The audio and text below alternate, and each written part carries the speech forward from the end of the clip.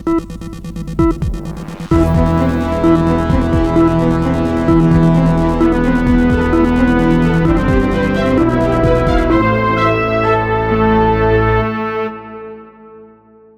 राज्यों और केंद्र सरकारों में हाल ही में बच्चों की मौतों से जुड़े कफ सिरप विवाद का मामला सामने आया है।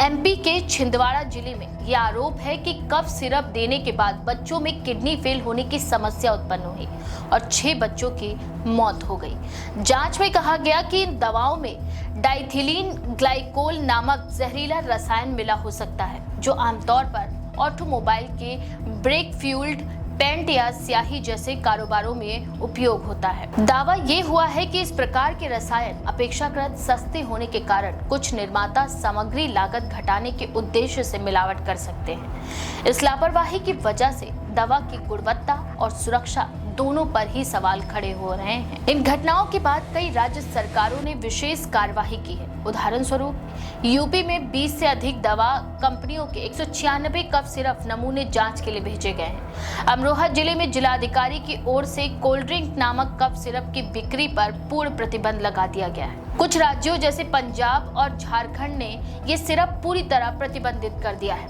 जबकि हरियाणा ने इसके स्टॉक की जांच शुरू कर दी है।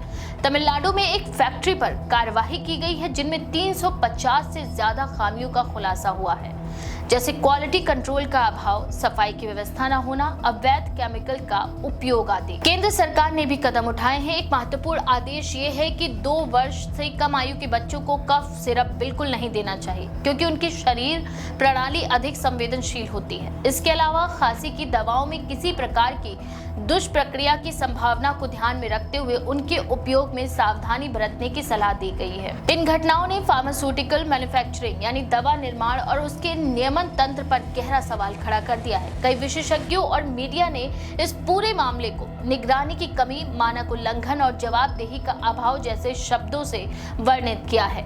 कहा यह भी जा रहा है कि भारत जैसे बड़े दवाई निर्माता देश में इस तरह की त्रुटियां न केवल लोक स्वास्थ्य के लिए खतरा है, बल्कि दवा उद्योग की विश्वसनीयता पर भी असर डाल सकती हैं। इस क्षेत्र में सुधार की दिशा में कुछ कदम आगे बढ़ाए जाने की बातें सामने आई हैं, जैसे दवाओं के नमूने लेकर नियमित जांच करना, बिक्री बाजारों पर कड़ी निगरानी रखना और दोषपूर्ण या संदिग्ध दवाओं की तत्काल बरामदगी करना। तो आप भी सावधान हो जाएं, अपने छोटे बच्चों को कफ सिरप ना दें और सरकार के नियमों का पालन करें।